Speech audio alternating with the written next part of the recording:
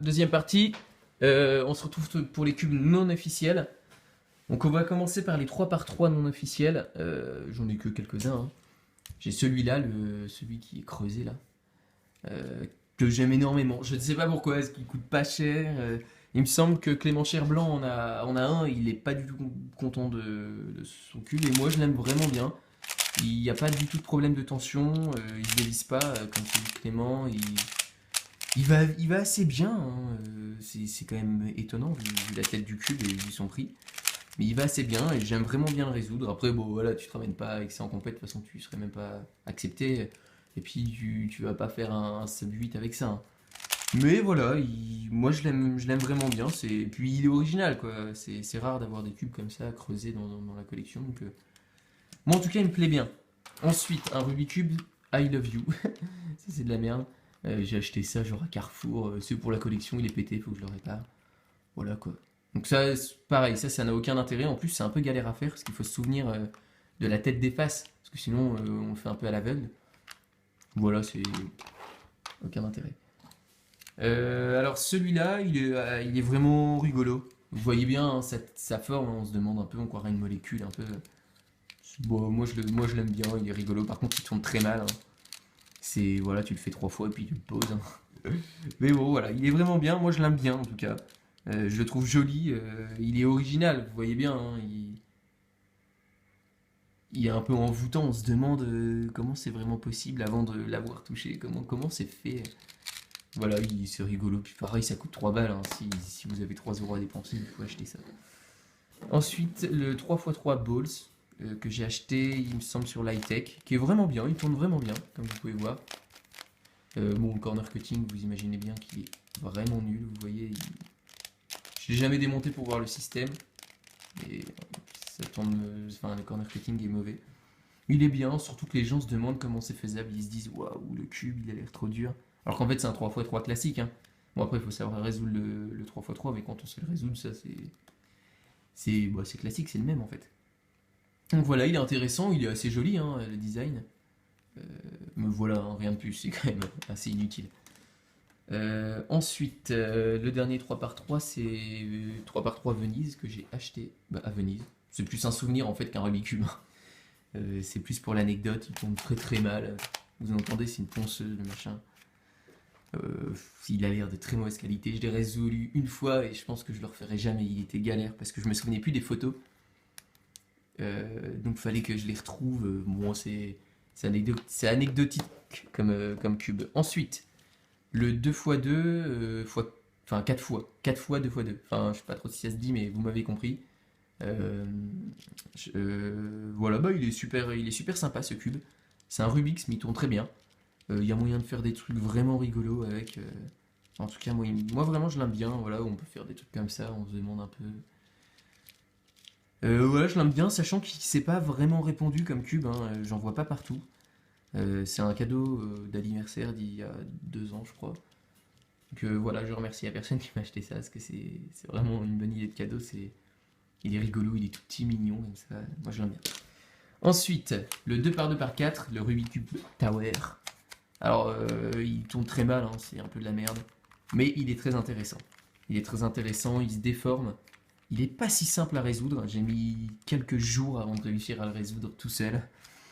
Euh, donc voilà, je peux vous en faire un tuto, il n'y a pas de problème. Limite, je pense que je vais carrément monter des vidéos et je vais les uploader sans votre demande.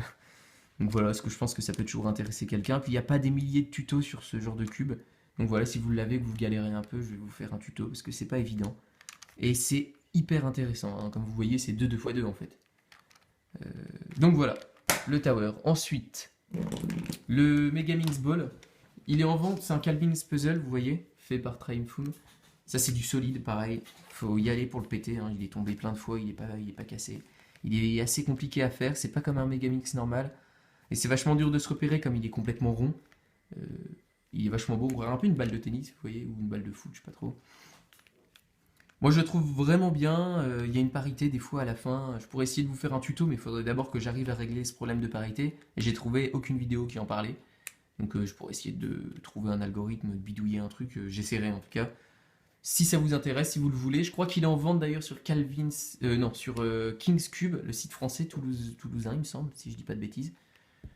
Il coûte assez cher, mais il est quand même beau à avoir dans la collection et on se casse bien la tête dessus. Si vous aimez vraiment les casse-têtes, et pas juste le Rubik's Cube 3x3, si vous aimez les casse-têtes, ça je pense que ça peut vraiment vous plaire. Ensuite, ça je sais pas ce que c'est vraiment. Si ça vous dit quelque chose, Maru Senko Sphere. Mais il est super.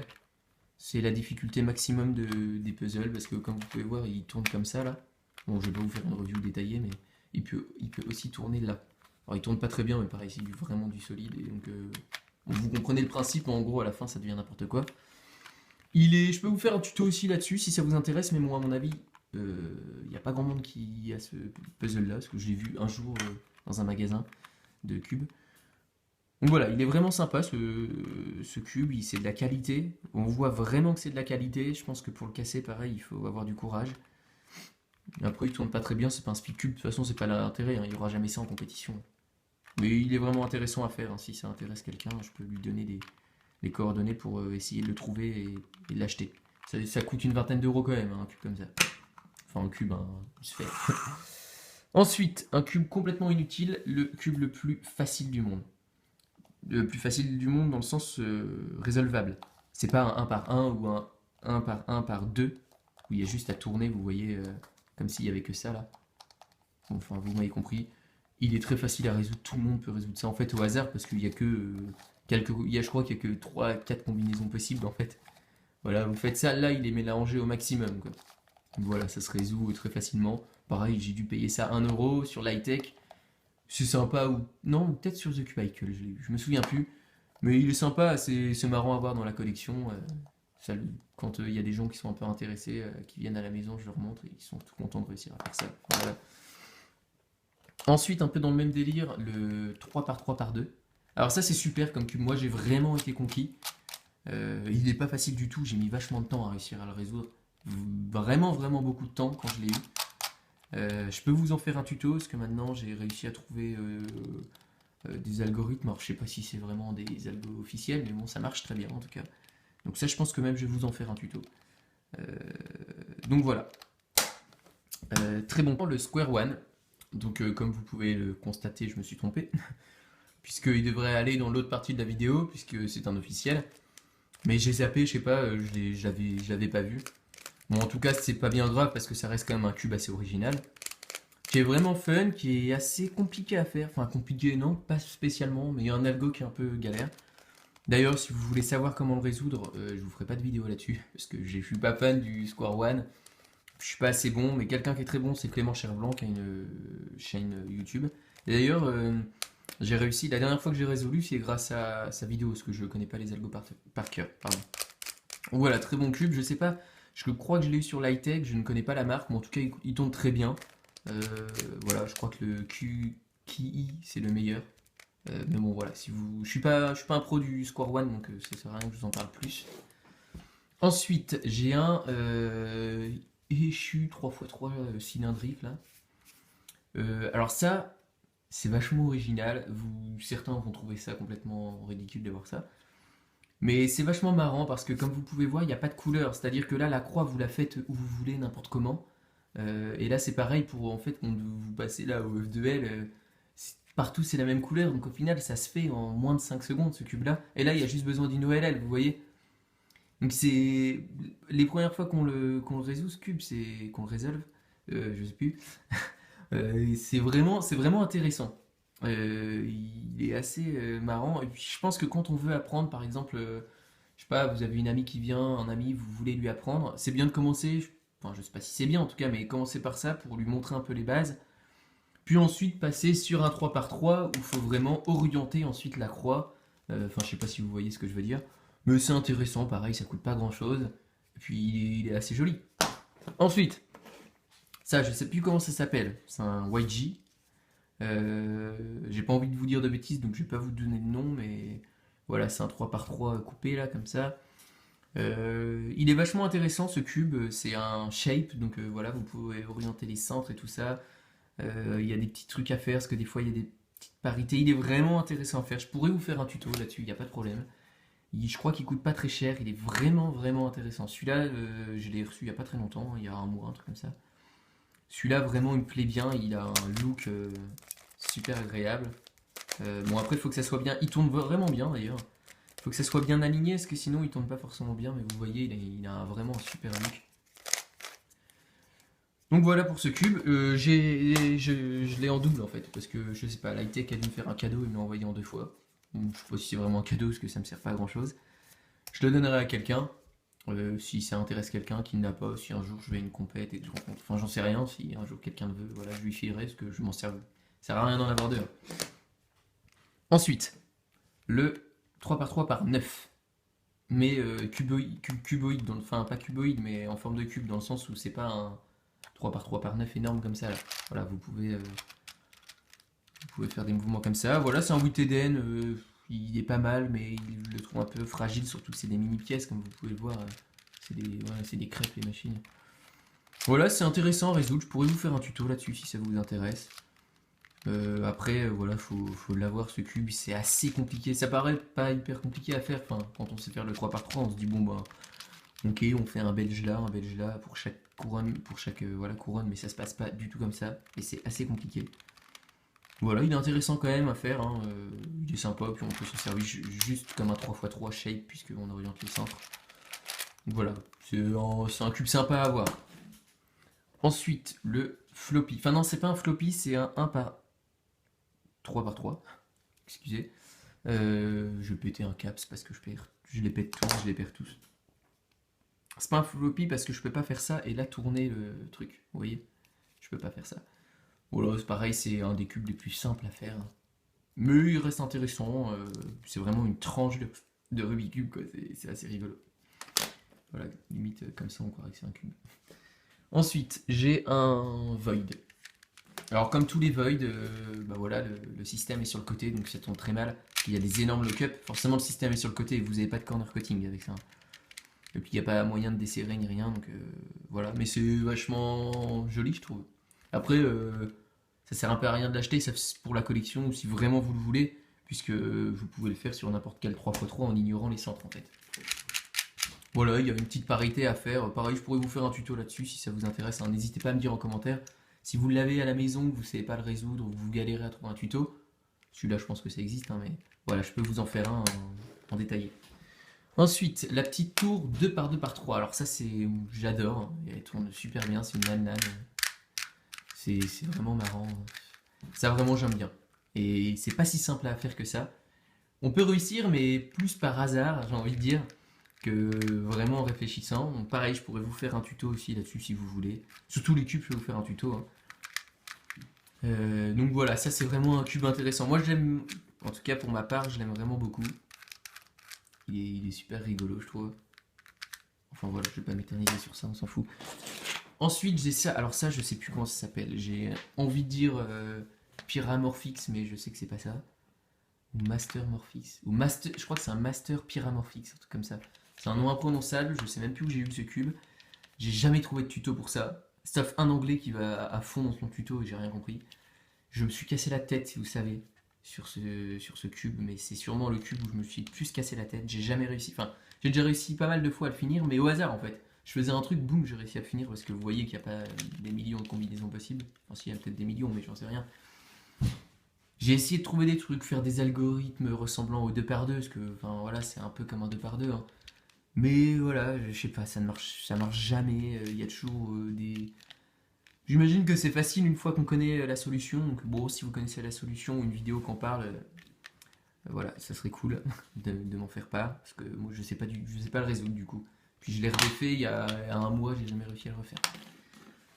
Ensuite, j'ai le DinoCube, un de mes cubes préférés, parce qu'il est, voilà, il est vraiment, vraiment sympa. Il ressemble un petit peu au Cube, mais c'est pas du tout le même fonctionnement. Ça tourne un peu comme ça là en parasol. C'est intéressant vraiment à faire. Je pourrais vous faire aussi un tuto là-dessus. C'est très simple à faire. Faut quand même un petit peu réfléchir, hein. Mais c'est très simple. Pas besoin de connaître la résolution d'autres cubes, hein. Ça, voilà, si vous y connaissez rien, que vous arrivez, vous pouvez le faire. Il est vraiment intéressant. Moi, je le trouve assez joli. Je crois qu'il coûtait quand même assez cher pour ce que c'est. Donc voilà, faut le vouloir. Ça doit coûter une dizaine d'euros quand même. Ensuite, le Calvin's Puzzle, Tony Fisher, comme vous voyez, c'est le barrel. Alors ça pareil, c'est un super shape je trouve, enfin c'est pour commencer bien entendu, mais il est vraiment bien, ça s'oriente là, c'est un peu plus simple qu'un 3x3 parce que... Bon je sais pas trop comment vous expliquer, mais voilà, il y a, au niveau des couleurs c'est plus simple mais en même temps c'est plus compliqué parce qu'il y a des... Quand on fait pour les OLL tout ça, il y a des parités et tout, il est quand même assez compliqué, hein. Je vais pas vous dire qu'il est simple, il est quand même assez compliqué. Pareil, je pourrais vous faire un tuto là-dessus, surtout pour les 4 parités qu'il y a. Donc voilà. Il me manque quoi? Le miroir bloc, voilà. Bon, un miroir bloc Rubix, que c'est de la merde. Voilà, je pense que bah là j'en ai recommandé un, je vous ferai un unboxing, un Yuxin j'ai commandé.